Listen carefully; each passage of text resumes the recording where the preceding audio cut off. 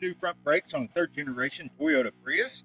Got a dust mask, gloves, anti-seize, Loctite, some spray fluid. This happens to be WD-40, doesn't have to be WD-40, any kind of penetrating oil. Got the little Ryobi, the Milwaukee, but you can use hand tools. Got the breaker bar with a 16 millimeter 6-point on it. It's the old Craftsman made USA. The 14 millimeter Craftsman 6-point. Got the swivel 14 and the swivel 16. I've got the thin 17 snap-on wrench, the 9/16, which is the same as 14 millimeter Craftsman wrench. Got an 8 millimeter Craftsman wrench.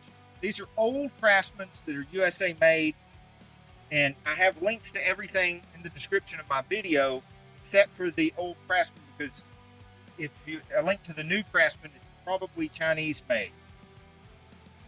I have a pair of vice grips and a flathead screwdriver, and just in case I need it, a rubber mallet, which I probably won't need.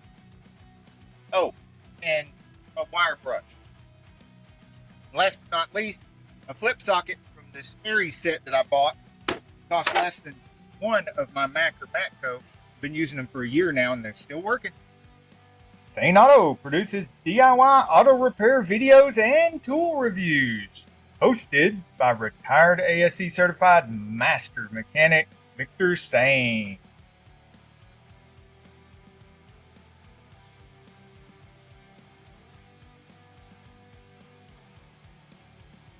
If you want to know how I use these tools to replace the front brakes on the 2010 Toyota Prius, then click on this video right here.